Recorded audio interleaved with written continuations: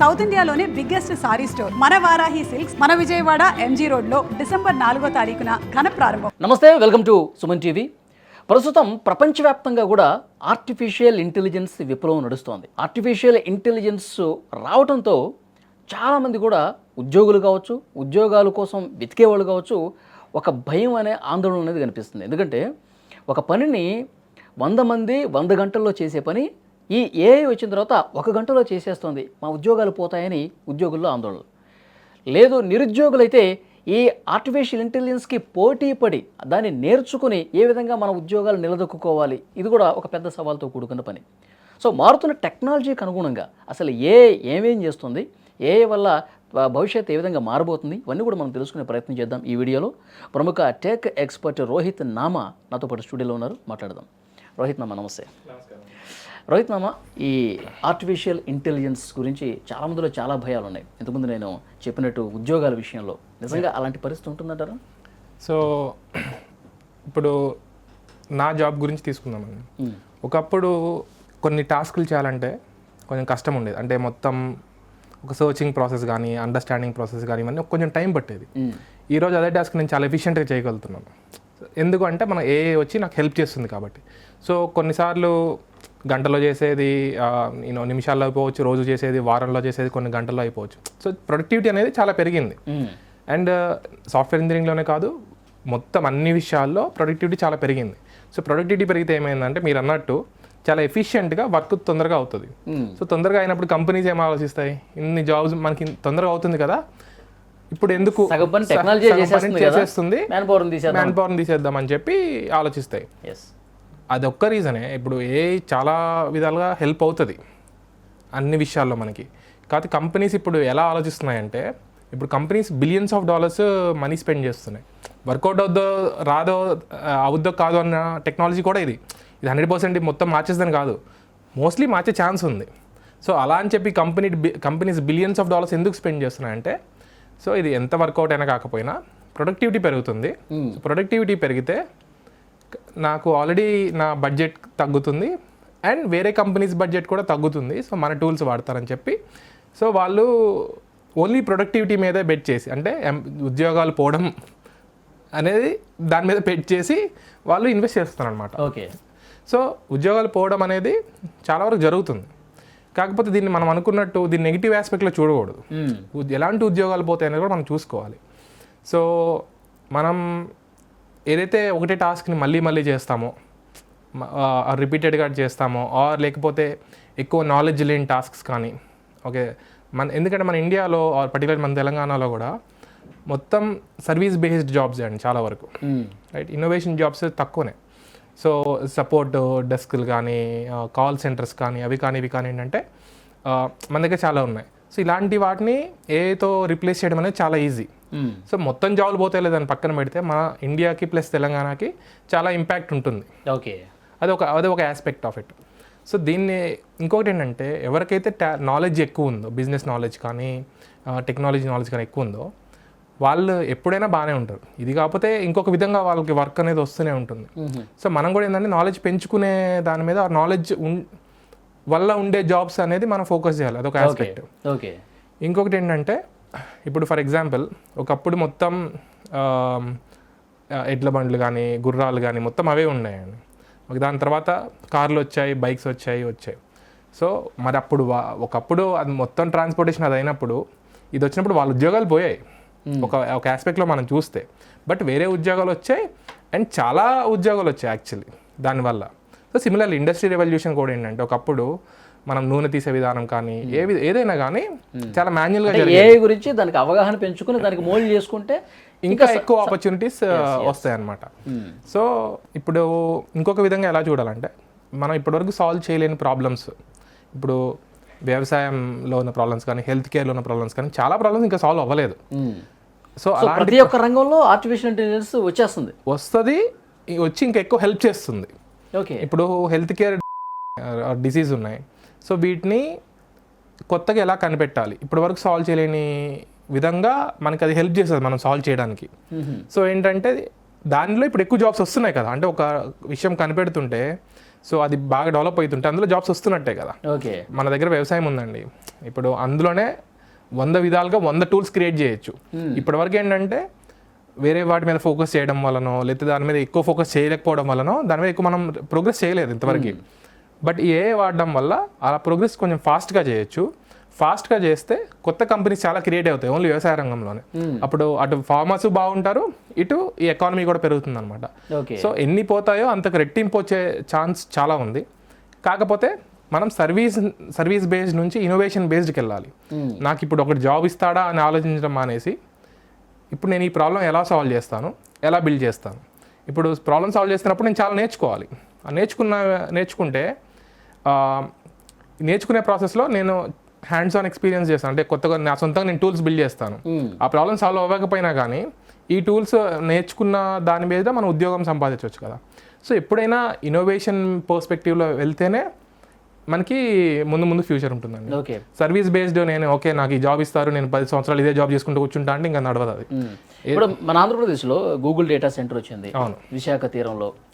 So ఆ Google data centre రావటం వల్ల అది ఏఐకి కనెక్టివిటీ కదా. అంతే. సో షూర్గా అంటే ఏ కనెక్టివిటీ అంటే ఇప్పుడు ఏ మొత్తం డేటా కావాలి, ఆ డేటా ఎక్కడ దగ్గర స్టోర్ చేయాలి.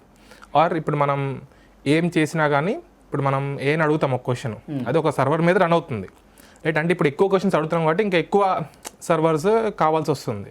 సో ఆ డేటా సెంటర్లో ఏంటంటే ఈ సర్వర్స్ అన్నీ స్టోర్ చేసి ఉంచుతారు. డేటా స్టోర్ అవుతుంది, సర్వర్స్ ఉంటాయి. సో మనకు ఆ డేటా యాక్సెస్ చేసి ఆ సర్వర్స్ రన్ అయ్యి మనకి కావాల్సిన ఆన్సర్లు వస్తుంటాయి కదా. అంటే భవిష్యత్తులో ఇంకా ఎక్కువ డేటా సెంటర్లు అవసరం పడుతుంది కావచ్చు. భవిష్యత్తులో ఇంకా చాలా డేటా సెంటర్లు వస్తాయి. అండ్ మీరు చూస్తే ఇంతకుముందు చిన్న డేటా సెంటర్లు కట్టేవాళ్ళు. ఇప్పుడు గూగుల్ది చూస్తే biggest data centre in the world. అవును, ఇంకా చాలా వస్తాయి. ఇప్పుడు జెఫ్ బెజోస్ వీళ్ళు ఏం చేస్తున్నారు, నాకు ఇక్కడ కూడా కాదు నాకు స్పేస్లో డేటా సెంటర్స్ కావాలంటారు. ఎందుకంటే ఆ డేటా సెంటర్ పెట్టాలంటే చాలా ఎనర్జీ కావాలి. సో ఎనర్జీ ఎక్కడి నుంచి వస్తుంది, వాటర్ నుంచి, కోల్ నుంచి మనకి ప్రైమరీగా. సోలార్ వస్తుంది కానీ అంత ఎఫిషియెంట్గా రావట్లేదు, సో అది సరిపోదు మనకి. బట్ వాటర్, కోల్ ఎన్ని రోజులు మనకి ఉంటాయి. సో ఎనర్జీ దానికి పోతుంటే మన ఎలక్ట్రిసిటీ కాస్ట్ కూడా పెరుగుతుంది కదా. సో అవి లిమిటెడ్ రిసోర్సెస్. సో వాటిని డేటా స్పేస్లో సోలార్ ఎనర్జీ చాలా ఫాస్ట్గా ఎక్కువ కన్జ్యూమ్, చాలా ఎక్కువ పనిచేస్తుంది. అక్కడ వాటర్ అవసరం ఉండదా? అంటే మనకి ఎనర్జీ వస్తే చాలండి. ఇక్కడ ఏంటంటే మన దగ్గర అక్కడ నుంచి మన ఎర్త్కి ఎనర్జీ వచ్చే టైంకి సోలార్ ఎనర్జీ పవర్ తగ్గిపోతుంది. సో అది మనకి ఎక్కువ మెటీరియలైజ్ అవ్వదు. సో మనం ఎంత ఇన్వెస్ట్ చేసినా మనకు తక్కువ పవర్ వస్తుంది అనమాట. సో అది ఎఫిషియెంట్ కాదు. అదే స్పేస్లో ఏంటంటే సోలార్ ఎనర్జీని ఎక్కువ ఆప్టిమైజ్ చేయొచ్చు. అది ఎక్కువ వస్తే కావాల్సిన ఎనర్జీ మొత్తం దాని నుంచే ఉంటుంది. ఓకే, సో మనకి ఇక్కడ విన్నది ఏంటంటే డేటా స్టోర్ చేసేటువంటి ఆ బాక్స్లో దాన్ని కూల్ చేయాలంటే ఎక్కువ వాటర్ కావాలి అంటారు. కూలింగ్కి వాటర్ ఒకటే కాదండి, వేరే లిక్విడ్స్ కూడా చాలా ఉన్నాయి. ఓకే, కూలింగ్కి మాత్రమే కాదు వాటర్. మెయిన్ వాటర్ ఎనర్జీ పరంగా మనం వాడుతున్నాం as of now, hydro electricity పరంగా కానీ అలా కానీ. Okay, yeah. సో అన్నిటికన్నా ముఖ్యమైనది ఎనర్జీ, అది లిమిటెడ్ ఫ్యాక్టర్. సో ఇప్పుడు ఇంకా చాలా డేటా సెంటర్లు వస్తాయి. మీరు చూస్తే గూగుల్ రాగానే ఇంకొక 3 డేటా సెంటర్స్ అనౌన్స్ చేశారు ఏపీలో. రైట్, సో ఏంటంటే వస్తూనే ఉంటాయి, కాకపోతే మనకి అది లిమిటెడ్ రిసోర్సెస్ వల్ల చాలా ఇష్యూస్ కూడా ఉంటాయి. ఇప్పుడు ఏఐని వాడుతున్న కొద్దీ డేటా సెంటర్లు అవసరం పెరుగుతూ ఉంటుంది. ఎందుకంటే ఒకప్పుడు చాలా మంది వాడలేదు ఏ కానీ జనరల్గా వాడలేదు. సో ఏంటంటే ఎక్కువ డేటా లేదు, ఎక్కువ క్వశ్చన్స్ అడగలేదు, ఏం జరగలేదు కదా. సో ఇవన్నీ నుంచే ఏ విప్లవం అనేది స్టార్ట్ అయింది. అవును, ఇవన్నీ ఇంకా ముందు ఇంకా చాలా పోతుందండి. ఇప్పుడు మొత్తం కంప్యూటేషన్ అవుతుంది. ఇప్పుడు ఒకప్పుడు అంటే ఇప్పుడు ఫర్ ఎగ్జాంపుల్ నేను ల్యాప్టాప్ మీద చేసే టాస్క్లు చాలా వరకు కూడా ఆటోమేట్ చేసేయచ్చు. సో ఇవన్నీ ఆటోమేట్ చేయాలంటే సర్వర్ మీద రన్ అవ్వాలి. సో సర్వర్ మీద రావాలంటే ఇంకా నాకు చాలా సర్వర్లు కావాలి. సో ఇంకా అసలు దీనికన్నా 10 రెట్లు డేటా సెంటర్లు వస్తాయనేది నా ప్రిడిక్షన్. ఇంకొకటి అమరావతిలో క్వాంటమ్ కంప్యూటింగ్ అని చెప్పి ఈ పదం ఎక్కువ వినిపిస్తుంది. ఏంటి దీని కొద్దిగా ఎక్స్ప్లెయిన్ చేయండి. సో క్వాంటమ్ కంప్యూటింగ్ ఏంటంటే ఒక ఎక్స్ట్రీమ్ లెవెల్ ఆఫ్ కాంపిటీషన్. ఇప్పుడు మన హ్యూమన్ బ్రెయిన్కి కానీ మన సర్వర్స్కి కానీ అంటే ఒక పని చేయాలనుకోండి ఫర్ ఎగ్జాంపుల్, దానికి కొంచెం కాంపిటీషన్ కావాలి. ఓకే, సో మన దగ్గర ఎంత కాంపిటీషన్ ఉన్నా, ఎక్కువ కాంపిటీషన్ ఉన్నా కానీ వాటన్నిటికీ ఒక పెద్ద టాస్క్ అది చేయడం అనేది అంత ఈజీ కాదు. ఓకే, క్వాంటమ్ కంప్యూటింగ్ మనకు ఒకసారి వర్కౌట్ అవ్వడం స్టార్ట్ అయితే చాలా పెద్ద టాస్క్లు కానీ ఓకే చిన్న టాస్క్లు చాలా ఎఫిషియెంట్గా కానీ అవడం జరుగుతుంది. సో దానివల్ల ఎఫిషియన్సీ చాలా పెరుగుతుంది అండ్ దానివల్ల వచ్చే అవుట్పుట్స్ అసలు ఇంకా చాలా ఉంటాయి అన్నమాట. So quantum computing is very hard to achieve. అది వస్తే మాత్రం ఒక రెవల్యూషనరీ అవుతుంది. మన ఇప్పుడు ఫర్ ఎగ్జాంపుల్ డిఎన్ఏ డేటా ఉంది, మన చాలా డేటా ఉంది. ఆ డిఎన్ఏ డేటాని డీకోడ్ చేసి మొత్తం చేయాలి అంటే మన బాడీలో చాలా ప్రోటీన్ బేస్డ్ డేటా అన్నీ ఉంటాయన్నమాట. వాటిని సాల్వ్ చేస్తే మనకి చాలా హెల్త్ డిసీజెస్ సాల్వ్ అయిపోతాయి. మెడిసిన్స్ ఇవి లేకుండా చాలా వరకు సాల్వ్ అయిపోతాయి. కానీ అది సాల్వ్ చేయాలంటే మన నార్మల్ కంప్యూటింగ్ వల్ల అవ్వట్లేదు. ఓకే, సో ఎక్కువ హై లెవెల్ సూపర్ కంప్యూటర్ టైప్లో ఉంటేనే మనకి అవి రన్ అవుతాయి అన్నమాట. సో అలాంటి కంప్యూటింగ్ అటు యూఎస్ఏలో నడుస్తుందా ప్రజెంట్? చాలా కంపెనీస్ ఉన్నాయండి. సో ఎవరు ఏంటంటే సాల్వ్ చేయలేదు, ఇంకా మొత్తం బిల్డ్ అవుతుంది, ప్రోగ్రెస్ చేస్తున్నారు. ఇప్పుడు మీరు ఏఐ కూడా చూసారనుకోండి, 50 సంవత్సరాల నుంచి ఉంది, పనిచేస్తుంది 50 సంవత్సరాల నుంచి. బట్ ఈ రోజు పనిచేసినంత ఎఫిషియెంట్గా చేయలేదు కదా. సో ముందు ఏంటంటే క్వాంటమ్ కంప్యూటింగ్ కూడా చాలా ప్రోగ్రెస్ నడిచింది. సో ఏదో ఒక రోజు ఇంత ఎఫిషియెంట్గా పనిచేస్తుంది. సో ఆ రోజు మాత్రం మనకి చాలా డిఫరెన్స్ ఉంటుంది లైఫ్లో. ఓకే, అలా అని. ఇంకొకటి, ఇప్పుడు టెక్నాలజీ ఇంత ఈ స్థాయిలో పెరుగుతున్న నేపథ్యంలో సో భవిష్యత్తుని ఒకసారి అంచనా వేస్తే ఇప్పుడు ఉన్న సిచ్యువేషన్స్ ఆయా రంగాలు ఎట్లా ఉన్నాయి, సో అప్కమింగ్ ఇయర్స్లో ఎట్లా ఉండబోతుంది అంటారు? ఇది వెరీ ఇంట్రెస్టింగ్ క్వశ్చన్. నా ప్రెడిక్షన్ ఏంటంటే ఇప్పటి వరకు మనం చేసిన బిల్డ్ చేసిన పెద్ద కంపెనీస్ కానీ వచ్చిన పెద్ద యాప్స్ కానీ, ఇప్పుడు ఫర్ ఎగ్జాంపుల్ టాప్ కంపెనీస్ ఏంటి అండి, గూగుల్, ఫేస్బుక్, అమెజాన్, యాపిల్ ఇలాంటివి కదా, నెట్ఫ్లిక్స్. సో ఇవి చూస్తే ఇవి ఎంత పెద్ద ప్రాబ్లమ్ సాల్వ్ చేసాయి ప్రపంచంలో, చాలా ఇంప్రూవ్ చేశాయి, లైఫ్ని చాలా ఇంప్రూవ్ చేశాయి, అందులో డౌటే లేదు. But health care problems solve చేసాయా? లేదు. ఫార్మింగ్ ప్రాబ్లమ్స్ సాల్వ్ చేసాయా? లేదు. ఏం చేసే లేదు. సో మన ముందు కంటెంట్ పెడతాయి, మనం చూస్తూ ఉండాలి, వాళ్ళకి డబ్బులు వస్తూ ఉంటుంది. సో ఒక హ్యూమన్ని ఒక ప్రొడక్ట్ లాగా చేసి అవి డబ్బులు సంపాదిస్తున్నాయి. తప్పులేదు, అది మనకి హెల్ప్ చేస్తే మనం చేస్తున్నాయి. బట్ మొత్తం ప్రోగ్రెస్ మొత్తం దాని మీదే ఉంది లాస్ట్ 2 decadesలో. అసలు రియల్ ప్రాబ్లమ్స్ అనేది చాలా వరకు సాల్వ్ అవ్వలేదు. సో ముందు అది సాల్వ్ అవ్వకపోవడానికి కూడా రీజన్ ఏంటంటే వెరీ హార్డ్ అనమాట. సో ఈ జెనరేటివ్ AI రావడం వల్ల ఆ ప్రాబ్లమ్స్ సాల్వ్ అయ్యి దాని మీద ఎక్కువ ప్రోగ్రెస్ ఉంటుంది. అండ్ మనం ఫోన్ వాడే విధానం కాడ నుంచి మనం పనులు చేసే విధానం కాడ నుంచి అన్ని విధాలు మారుతాయని నా ప్రిడిక్షన్. ఒక వీడియోలో చూశాను, మీకు మల్లారెడ్డి గారు ఒక వీడియోలో అంటారు, మనం ఏ ఫుడ్ తీసుకుంటున్నామో, మనకి ఏ జబ్బులు ఉన్నాయో, మన జీవన విధానం ఏ విధంగా ఉందో అవన్నీ ఏఐకి ఇచ్చేస్తే మనం ఎన్ని సంవత్సరాలు బతుకుతామో మన డెత్ డే కూడా ఏఐ చెప్తుంది అని చెప్పేసి ఆయన ఒక వీడియోలో అన్నారు.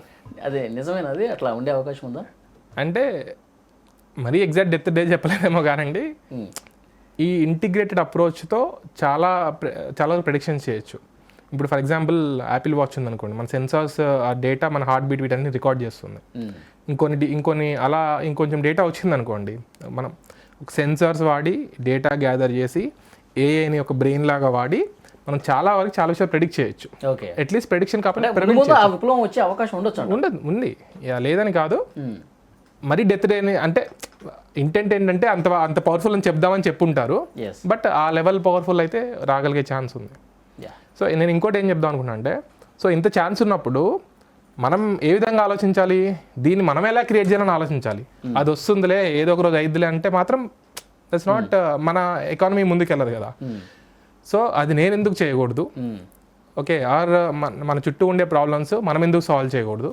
ఎందుకంటే ఒకప్పుడు చాలా కష్టం అండి, ప్రోగ్రామ్ రాయడం అంటే కష్టం, ఒక కంపెనీ క్రియేట్ చేయాలంటే కష్టం, ఓకే, ఒక యాప్ ఒకటికి ఇవ్వాలంటే కష్టం, అన్ని అంత ఈజీ కాదు. అంటే చాలా స్కిల్స్ చేయడంతో పాటు ఇంకొకటి, మనకి భవిష్యత్తులో వచ్చే డిసీజెస్ను కూడా ముందే ఐడెంటిఫై చేసే పరిస్థితి రావాలి.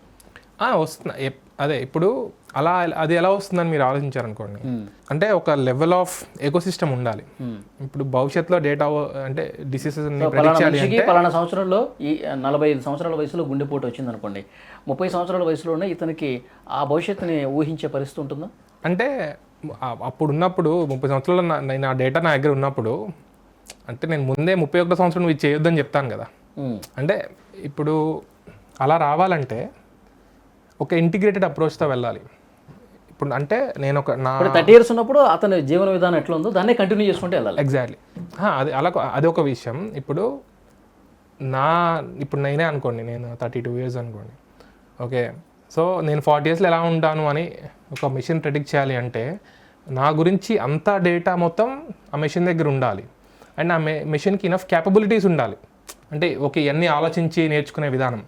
సో అది ఎప్పుడు వస్తుందంటే హెల్త్ కేర్లో చాలా రీసెర్చ్ పెరిగి, ఓకే, ఒక రీసెర్చ్ పెరిగి చాలా వరకు డేటా సెట్స్ క్రియేట్ చేసి ఆ మోడల్ని ట్రైన్ చేస్తేనే అలా అవుతుంది అనమాట.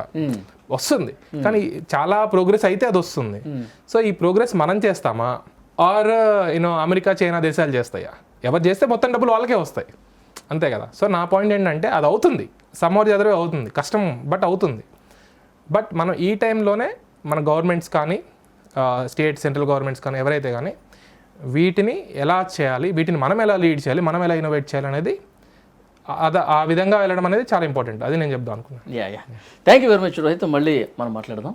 థ్యాంక్స్.